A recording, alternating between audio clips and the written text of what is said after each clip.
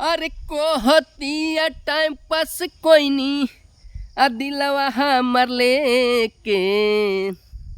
अरे कोहतिया time pass कोई नी दिलवा हमर लेके। मौका पाके भाग गइल भोसरी धोखा दे के। मौका पाके भाग गइल छिनरी धोखा दे के। अरे कोहतिया टाइम पास कोई नी है दिलवा हमर लेके। अरे कोहतिया टाइम पास कोई नी है दिलवा हमर लेके। मौका पाके भाग गइल भोसरी धोखा दे के। मौका पाके भाग गइल छिनरी धोखा दे के। अरे कोहलस की जियब तबले रहेम तहरा साथवा। अब जाके ढोइले बिया दूसरा के हाथवा।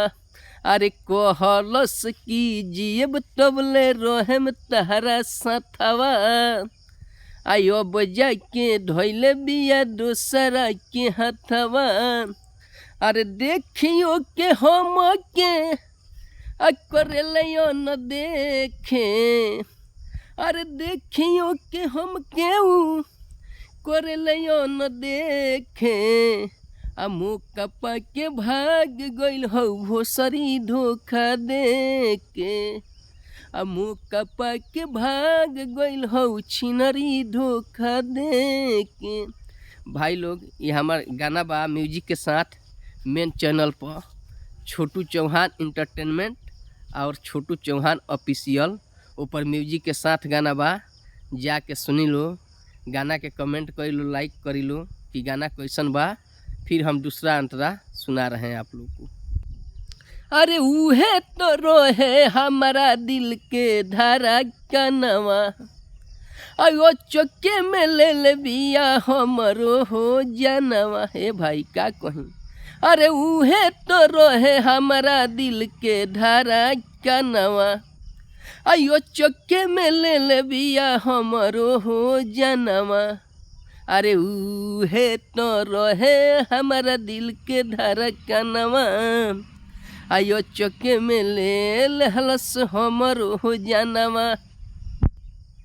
अरे ओकरे चलते पागल भइनी। अरे घूमिले कागज लेके। अरे ओकरे चलते पागल भइनी घूमिले कागज लेके।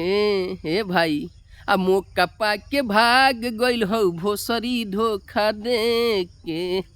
मौका पाके भाग गइल हौ छिनरी धोखा दे के।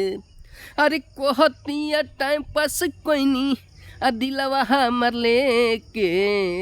कोहतिया टाइम पास कोई नी दिलवा हमर लेके। मौका पाके भाग गइल हौ भोसरी धोखा दे के। मौका पाके भाग गइल हौ छिनरी धोखा दे के।